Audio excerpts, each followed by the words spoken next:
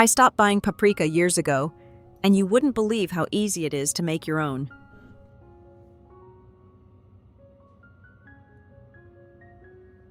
Hi everyone, it's Tracy here. Today let's step into the kitchen together and make homemade paprika with the exact flavor you love. Let's get started. First, to make a good batch of paprika, choosing and understanding your peppers is really important. In fact, bell peppers come in two types, male and female. You can tell them apart by looking at the bottom. The ones with 4 bumps are called male peppers. They're a bit less sweet and have a stronger, deeper flavor, which makes them perfect for making paprika. The ones with 3 bumps are the female peppers, sweeter and great for eating raw or adding to salads. Of course, you can always adjust the flavor of your paprika to your own taste. Tracy likes it balanced, rich, flavorful, not too sweet, and not too spicy, so I use both types. I usually take 1 sweet pepper and 2 of the less sweet kind to create a well-rounded, full-bodied homemade paprika.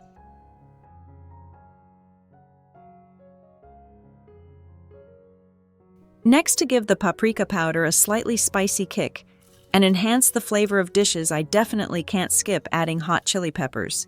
Here I'm using a few dried chiles. You can go with chile de árbol, a type commonly found in many Latin-style kitchens, or Japanese dried chiles if you can find them. Honestly, any dried chili you already have at home will work just fine. Before using them, I always remove the seeds. The seeds tend to make the spice taste too bitter, and what we're really after is the deep smoky aroma that comes from the chili skins themselves. Once the seeds are removed, be sure to keep the dried skins to be used in the final step. If you prefer a mild paprika and just want that beautiful color, you can skip this step entirely. That's the beauty of making your own paprika. You can control exactly how spicy or mild you want it to be. As for me, I like my paprika to have just enough heat to make it interesting, not overpowering, but with a nice warm note that lingers. It adds a rich depth of flavor to soups, stews, roasted vegetables, or even a simple fried egg. The trick is to start by experimenting with 1 or 2 dried chiles, then adjust to your taste next time. Once you start making it this way, you'll see how customizable and fun homemade paprika can really be.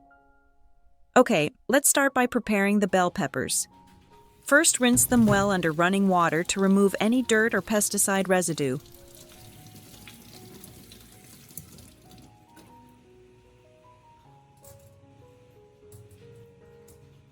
Then use a clean towel or paper napkin to dry them completely. Moisture is the biggest enemy when drying peppers, so make sure there's no water left on the surface. After the peppers have been washed and completely dried, it's time to slice and prepare them for drying. First, cut the peppers into thin, even slices, not too thick, or they'll take longer to dry, and not too thin, or they might burn too easily.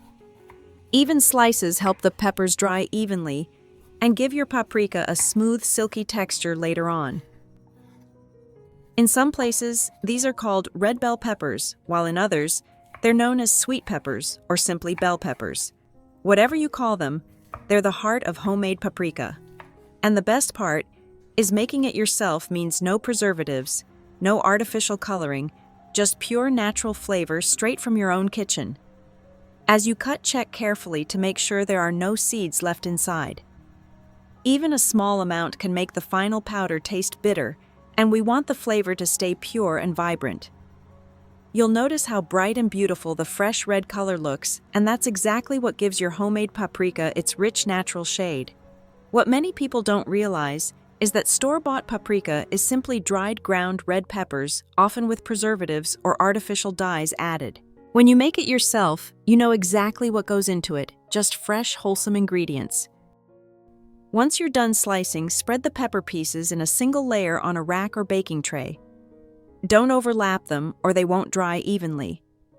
Now it's time to dry the peppers. This is the step that transforms those thin slices into the base of your rich, flavorful homemade paprika. I like to use the oven rack that comes with my stove, but you can use any clean rack or baking tray. Arrange the pepper slices in a single layer, leaving a little space between them so the air can circulate easily. Preheat your oven to 400 degrees, about 200 degrees, and place the rack inside. But here's the important part. Keep the oven door slightly open. This allows the moisture to escape and prevents the peppers from steaming instead of drying. Let them dry in the oven for about 25 to 30 minutes, checking from time to make sure they're drying evenly. If you don't have an oven, don't worry.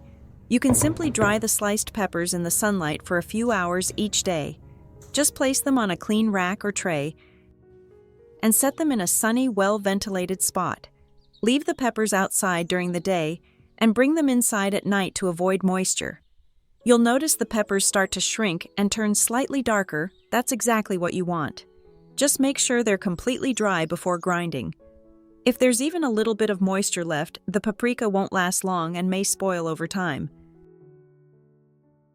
Once it's fully roasted, take it out. Don't worry if a few pieces turn a bit darker or slightly charred. Those actually add a deeper red color and a wonderful smoky flavor to your paprika. The secret here is, patience. Let them dry completely, and you'll end up with a spice that's aromatic, long-lasting, and beautifully vibrant. When the peppers are completely dry, it's time for the most exciting step, grinding them into paprika powder. Gather all your dried red pepper slices and a few of the dried chilies you set aside earlier after removing the seeds. Make sure they're crisp and easy to break. That's how you'll know they're ready to grind.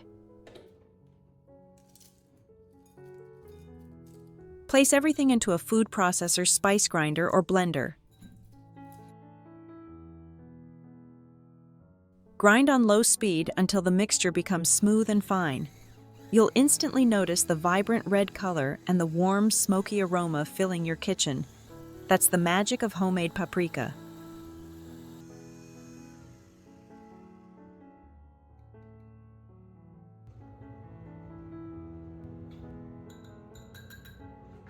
If you want an even finer texture, you can sift the powder through a fine mesh strainer and regrind any larger pieces.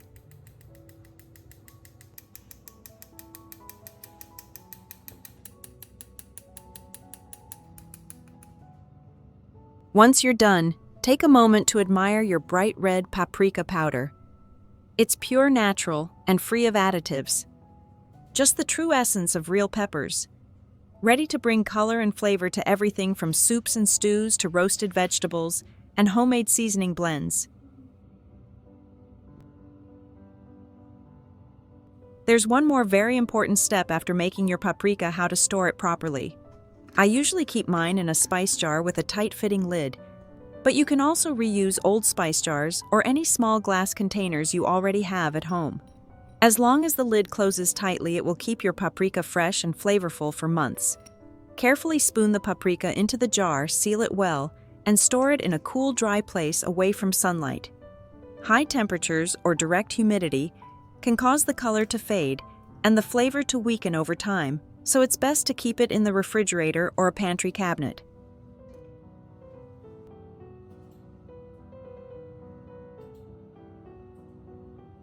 If you'd like, you can label the jar with a small piece of tape and write "homemade paprika" along with the date you made it. A simple touch that helps you keep track. Homemade paprika brings warmth, comfort, and a gentle, smoky aroma to your dishes.